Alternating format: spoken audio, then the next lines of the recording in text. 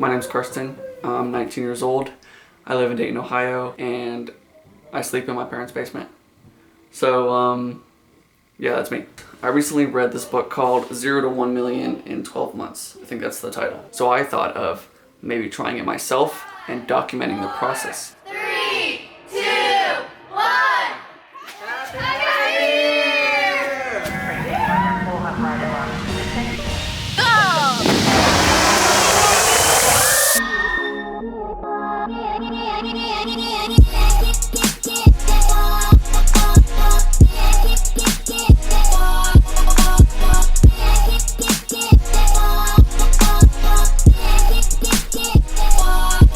So the story starts back in December of 2020 when I started brainstorming for this whole thing. I was trying to come up with ideas and strategies, just a framework of what I should do when it came to the new year so I could just be one step ahead.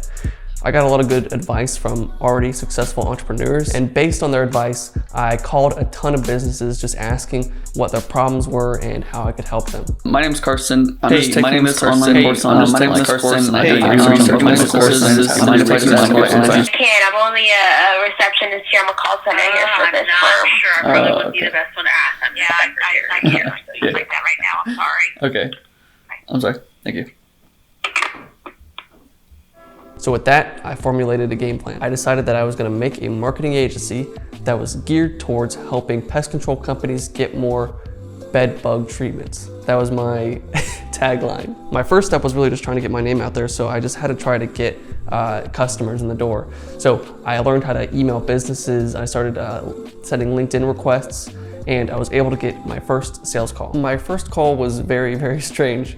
It went way better than expected because he was following my sales script. He gave me all of his pains and his problems, but it was kind of a sad story because he was just telling me how his life was falling apart and how he needed money. He didn't actually end up signing on as a customer, but I did work on trying to get a customer by just sending emails, sending LinkedIn requests, and Facebook messages. And at the same time, I needed my fulfillment taken care of. I had no clue how to run pest control ads trying to get bed bug treatments.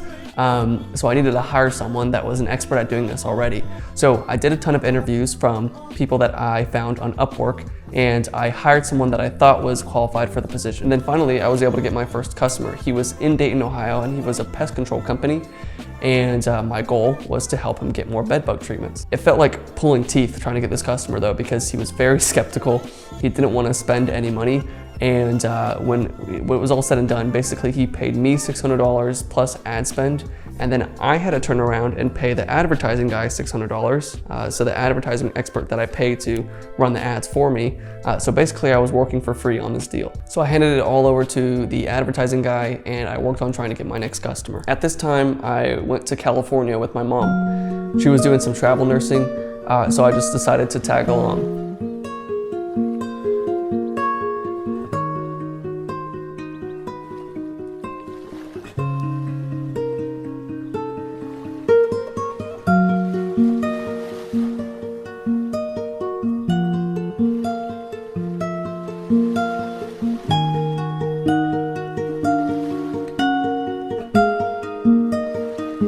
While I was in California, I reached out to other pest control companies trying to close more deals, but no new sales, no new customers in the pest control space. And the one customer that I did have, he was very unpleased with the results that he was getting. He said the leads weren't very good, that he wasn't really getting any quality, appointments out of the leads that we were giving him. And so then I eventually had to end up refunding him the $600 that I'd already given to somebody else. On top of that, I had to give him an extra $250 for the ads that we had spent. In all, I lost $150 on my first deal, so that was a good start to the business. And I realized what the problem was. It was the advertising expert wasn't managing the account properly. So I had lost $850 because I trusted some guy to get the results, and he did a poor job at that. So I fired the advertising expert, but before I did, he gave me some advice. He said, since you're in California, why don't you just reach out to solar companies, right? Solar is really popular in California. So we split ways, and so then I just started reaching out to solar companies. But I had a very hard time of getting consistent sales calls booked. I was maybe getting 2 to 3 sales calls a week. So I was looking for any solution that I could to increase the number of sales calls that I was getting. I bought this mini Facebook course on how to get appointments for $5 through Facebook ads.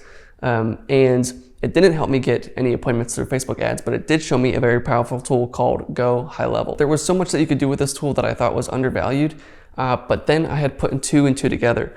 The problem that I was having was I wasn't getting enough sales appointments to make more money. The reason for that is that I could only send so many emails, so many LinkedIn requests, so many Facebook messages a day because of restrictions that those platforms have. But on Go High Level, you can text people automatically. You just upload a list of all the people that you want to text, you put in a message of what you want to say, and it automatically texts all those people.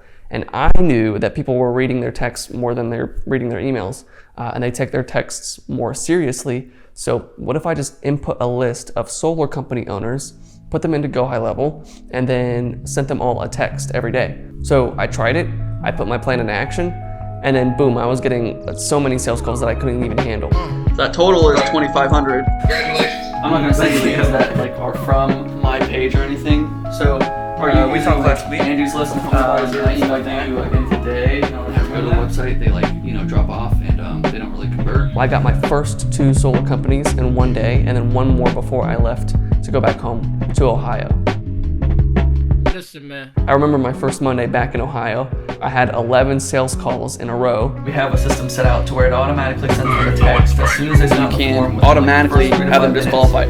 So it'll send them a text saying like, hey, sorry, but we can't do solar. And by the end of the day, I had closed in like $5,600 in monthly recurring revenue. So at this point, I thought, man, I made it, right? It's only gonna go up from here. So I decided to move out of my parents' basement into my dream apartment. I had visualized being in this apartment for over a year before I was actually in here, and now I could actually afford it. Or so I thought I could afford it. So now with this new skill of texting people, I knew how to get as many calls as I wanted. I knew how to sell people, and now it was just a matter of time before I became a millionaire. The thing that I didn't have though was the fulfillment. So I didn't know how to run ads for solar companies. So I hired someone to teach me how to run ads for solar companies, and I tried to do it myself. But I ended up wasting some of the customers' money because I didn't know what I was doing. So most of the customers didn't want to sign on for another month because they weren't getting what they were promised. And I didn't want to get new customers because they were just going to leave after a month. So everything went south really quick from there. All my customers left, and now I have to pay for this new fancy apartment. So now I have to go get a real job. Being at this job was the most frustrating time of my life. I would want to punch myself because I knew of what I could be doing or what I was supposed to be doing, but I was just stuck at this job, and this job was sucking away my time. I would show up late like almost every day. I made a ton of paper airplanes, and I called over 200 people a day. When I was hired on at the job, I made a small error, a 1-number error in my banking information, meaning all the money I was making from that job was going into someone else's account. And so I wasn't making any money from this new job. I had talked to the people that were in charge of payroll, HR, all that stuff. They said they couldn't really do anything about it.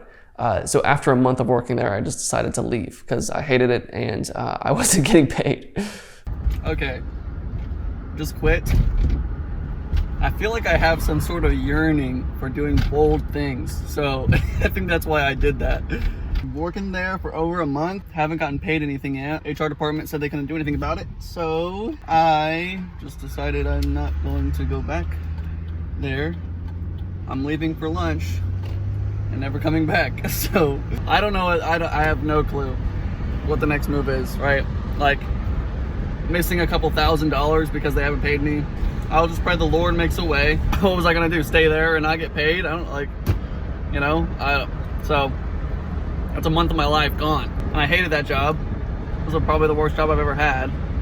Maybe, yeah, probably. I don't know. Jimmy John's was a little better than that. Jimmy John's, all right, Jimmy John's. It was crazy because they have plaques in there. They have several plaques that says best place to work in Dayton. I was like, best place to work? How is this the best place to work in Dayton? Like this job sucks, and no one there thinks it's great, right? I mean, I'm sure they're all telling you like, oh, I mean, some people, I'm like, I don't even know how you want to stay here for 2 years, 6 years, whatever. Like, I mean, everyone says, man, this job is like brutal, you know? And it's not really even that hard. It's just like 100, 200 phone calls a day. Like my max phone, I made like 250 phone calls in one day. And just to try to find a truck, it's just logistics. So it's just like, hey, do you have a truck in this place? No. Boop. Hey, do you have a truck in this place? No. Boop. It's crazy. Like, and that's it. That's your job. That's your life. And they don't even pay you. So, I don't know. TQL, best place to work in Dayton. Or, I don't know. It was on like Forbes top 100 places to work at all. I have no idea how. Anyways, yeah, here we are. Here we are. I don't know what this today holds. I know I have a video shoot later on today, but I don't have to go back tomorrow. We're all good. I don't know. I had no clue what I was gonna do or what the next move was, but I knew I had to do something. I wasted a lot of time just trying to think of what am I going to do. But then I was scrolling through Facebook and I saw someone posted something that said, "Does anyone need help with appointment setting?" And I thought, well, that's pretty easy. I was able to get 10 calls in one day back in March doing solar.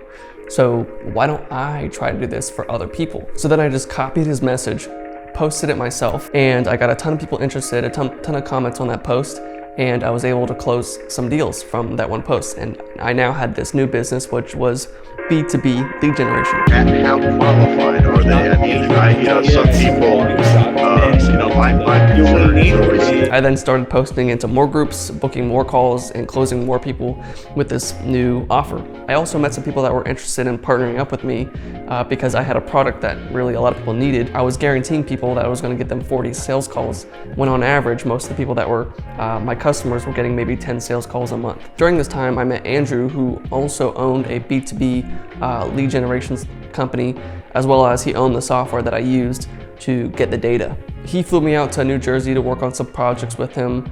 Business was booming and growing. I was able to hit the $10,000 a month mark with this new business and offer.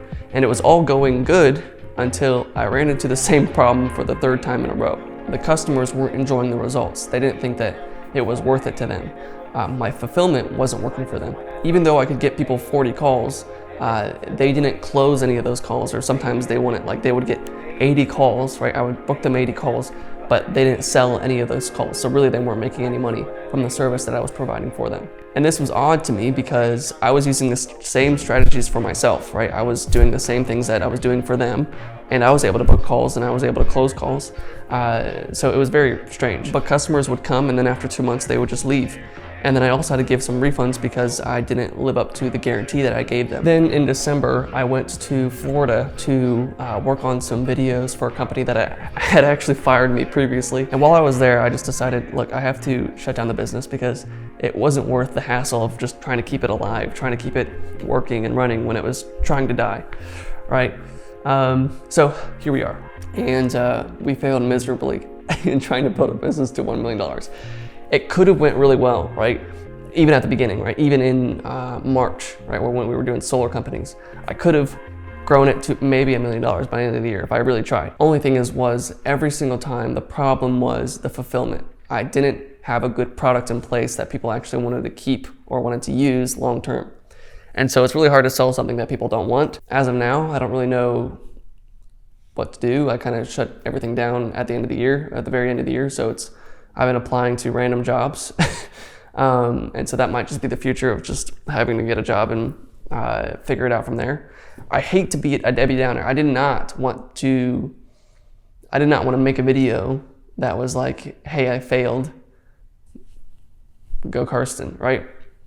I did not want this to be the end of the story. And so it is unfortunate that this has to be the end. But you know, I think we'll just go with the flow.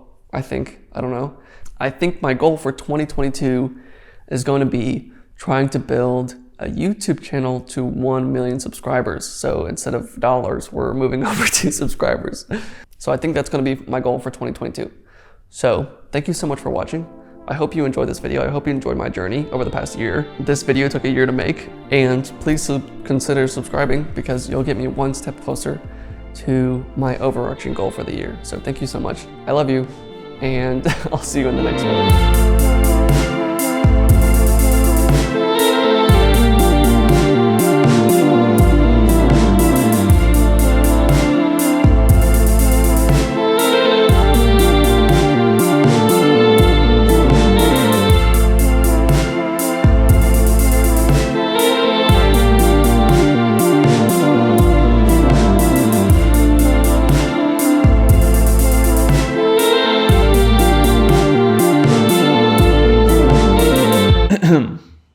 So Andrew calls me at the end of me editing this video, and he offers me a 50-50 partnership into his company, doing some B2B lead generation and developing some software.